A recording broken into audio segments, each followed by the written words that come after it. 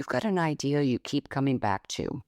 You've thought about it, talked yourself out of it, and probably watched someone else do something close enough to make you think, yeah, I had that idea too.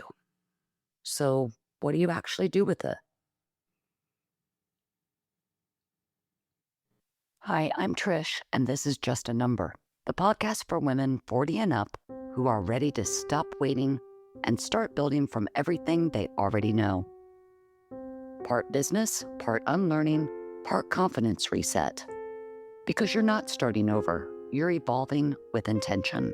We're talking lived experience, career wisdom, passions, and hard-earned perspective, turned into content, courses, and offers that actually help people. We're not here to play by the rules.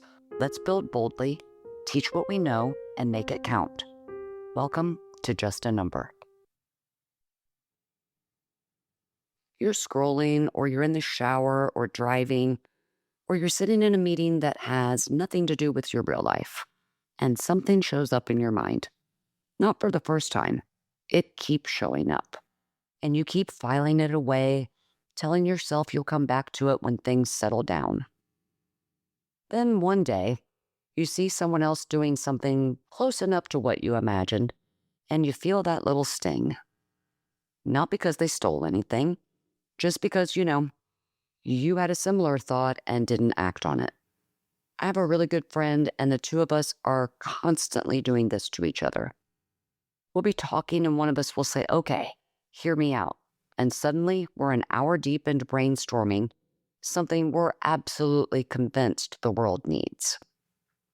Sometimes it's a product. Sometimes it's a course. Lately, it's been apps. We get genuinely excited. We riff on it. We build it out in our heads. And then life happens.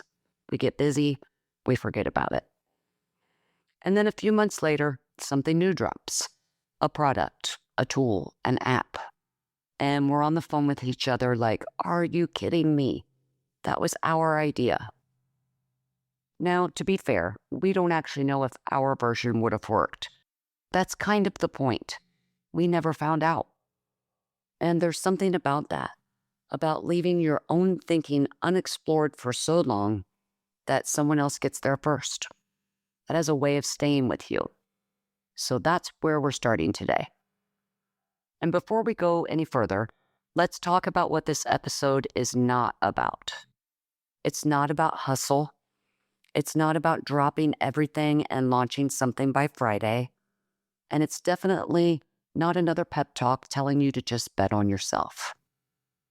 This is about something quieter, something more useful, figuring out what to actually do with the thing that keeps showing up in your mind.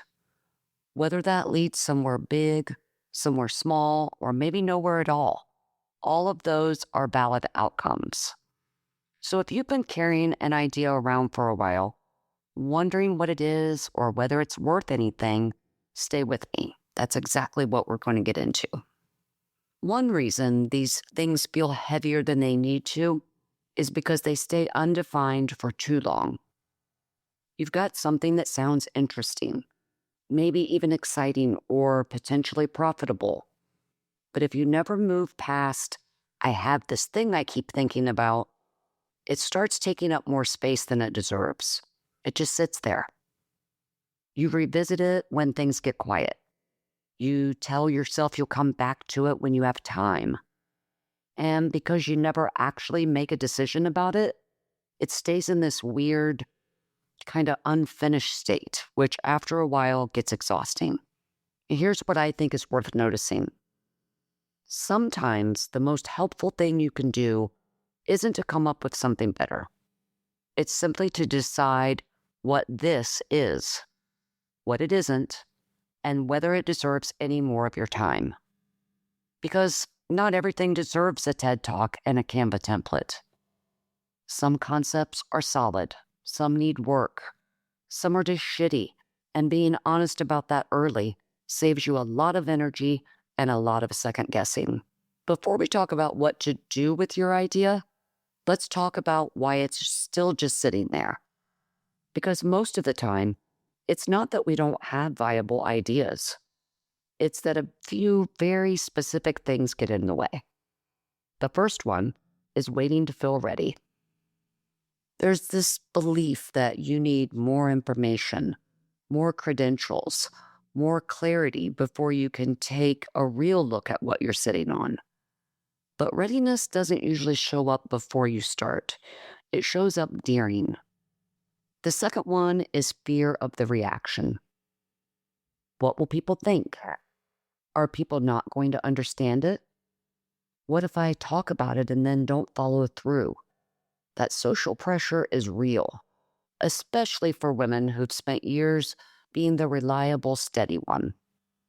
Saying, I'm thinking about doing something new can feel surprisingly vulnerable. And the third one is not knowing what the concept even is yet. It's still undefined. It doesn't have a name or a form. And we're often taught that we need to have the whole thing figured out before we can move on it. That's backwards. You figure it out by moving on it. None of these things mean your concept isn't worth exploring. They just mean you're human. And now that we've named them, we can set them aside and get to work. Well, here's the shift that makes everything more productive. Instead of asking, is this a good idea? Try asking, what could this become? That question opens things up because we often get stuck trying to identify the one perfect version before taking any action. That's just not how it works. A concept can take lots of shapes. Something you imagined as a course might make more sense as a workshop. What you thought needed to be a full business might actually work better as a small offer. A product might be a service. Something that feels too broad might have one strong piece that could stand on its own. And sometimes the opposite is true. You look more closely and realize there's not enough underneath it.